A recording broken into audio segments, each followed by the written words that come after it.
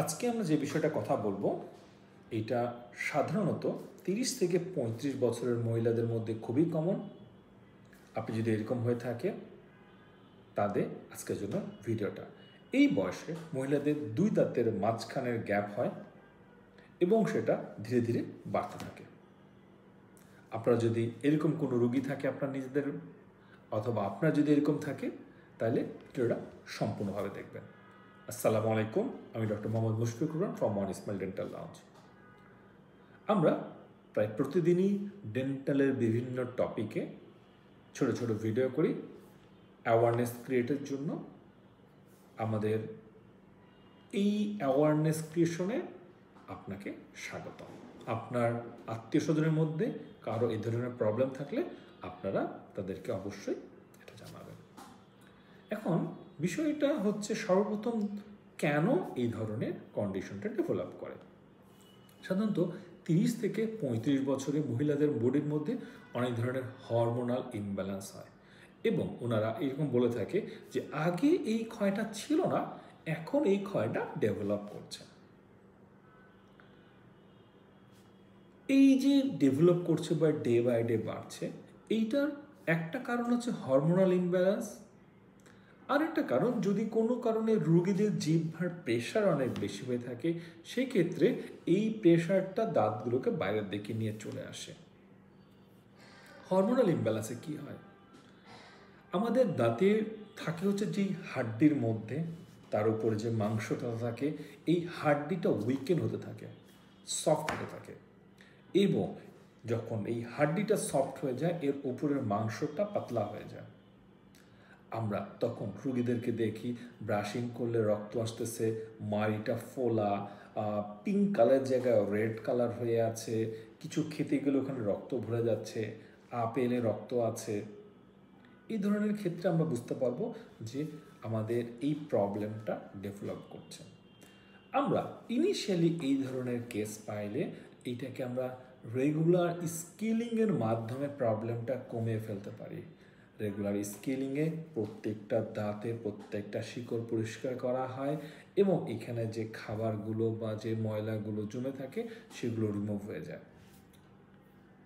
যখন আপনার হাড্ডি ক্ষয় হয়ে যায় এবং এটা ওপরের এবং নিচের দাঁতে প্রত্যেকটা দাঁতের মাঝখানে এটা হতে পারে, দাঁতে যেই দাঁতগুলো রুট ছোট যেমন নিচের দাঁত এবং উপরের দাঁতে এই প্রবলেমটা সবচেয়ে বেশি ফোকাসড হয়।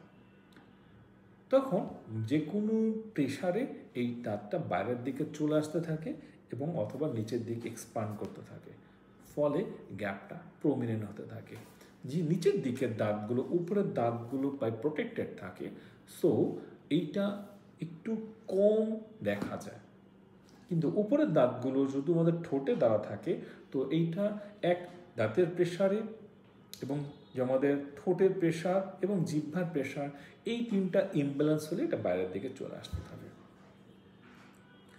প্রথমত আপনি এই ধরনের প্রবলেম ফেস করলে আপনি ইমিডিয়েটলি আপনাদের ডক্টরকে দেখাবেন। এইটার প্রাথমিক ট্রিটমেন্ট অবশ্যই স্কেলিং এবং পলিশিং, যেটা আপনার রেগুলার করতে হবে এবং এটা করলে মাড়ির হেলথটা ইমপ্রুভমেন্ট হবে। এখন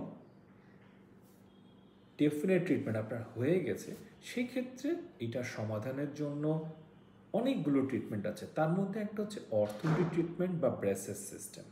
ব্রেসেস সিস্টেম করে দাঁতগুলোকে পুনরায় আগের জায়গায় নিয়ে চলে আসা। এটাতে সাধারণত 6 মাস থেকে 1 বছরের মতো সময় লাগতে পারে। অনেক সময় রুগীদের মুখে ব্রেসেস পরে থাকতে হয়। এছাড়াও ব্রেসেসের সাথে সাথে ইনভিজিলাইন একটা সফট প্লাস্টিকের ম্যাট্রিয়াস, যেটা এআই ড্রিভেন দিয়ে বানানো হয়, সেইটা দিয়ে আগের জায়গায় নিয়ে আসার একটা টেকনিক আছে বা প্রসেসটা করা হয়। এই দুটো ছাড়াও আপনার দুই দাঁতের মাঝখানে বন্ডিং করেও সমাধান করা পসিবল। বন্ডিং কম্পোজিট বন্ডিং করা হয়, দুই দাঁতের গ্যাপটাকে মেজার করে দুটো পার্ট করে দুই দাঁতের সাথে করে ফেলা হয়, এটাকে ল্যামিনেশন বলা হয়। ল্যামিনেশন অনেকটা আমরা যে পেপার ল্যামিনেশন করি ঠিক সেরকম দাঁতটাকেও ল্যামিনেট করে ফেলা। এছাড়াও ক্রাউন, যেটাকে ইম্যাক্স অথবা আমরা যদি জিরকোনিয়াম ক্রাউন করে ওই গ্যাপটা বন্ধ করতে পারি, সেই ক্ষেত্রে একটা দাঁতে গ্যাপের জন্য দুটো দাঁতে ইম্যাক্স বন্ডিং করা হয়। ইম্যাক্স বা জিরকোনিয়াম আর আমরা যদি কম্পোজিট ল্যামিনেট করি, এই ক্ষেত্রে দাঁতের শেপটা একটু বড় হওয়ার একটা পসিবিলিটি থাকে। এছাড়াও অনেক ডক্টর দাঁতগুলোকে ক্যাপের একটা অ্যাডভাইস দিয়ে থাকে। ক্যাপ হচ্ছে দাঁতটাকে কেটে ছোট করে ওই বরাবর একটা দাঁতের মুকুট বসিয়ে দেওয়া। আমি পার্সোনালি এই পদ্ধতিটা পছন্দ করি না, কারণ এই ক্ষেত্রে আপনার ন্যাচারাল টুথকে অ্যাপ্রক্সিমেটলি 40 থেকে 60% কেটে তারপরে দাঁতটা বসানো হয়। আমি যদি দেখাই তাহলে আপনাকে যেটা হবে, দাঁতটাকে কেটে ছোট করে তারপর বসানো হয়ে থাকে। আমার ওপিনিয়ন এখানে বন্ডেড ল্যামিনেশন অথবা ইম্যাক্স ক্রাউন বেটার। তবে যে কোনো সিদ্ধান্ত নেওয়ার আগে আপনার নিকটস্থ ডেন্টাল সার্জনের সাথে দেখা করবেন। উনি আপনাকে বেস্ট অপশনটা প্রোভাইড করতে বলবে। আপনাদের এরকম যদি কোনো প্রবলেম থাকে নিচে কমেন্ট আপনাদের জানাবেন, আমরা অ্যাজ সুন অ্যাজ পসিবল সেটা সমাধান দেওয়ার চেষ্টা করব।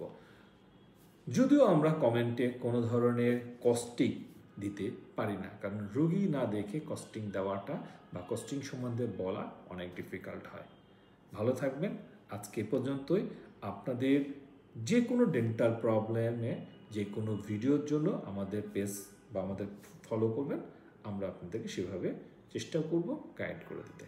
ভালো থাকবেন। আল্লাহ হাফেজ। আসসালামু আলাইকুম।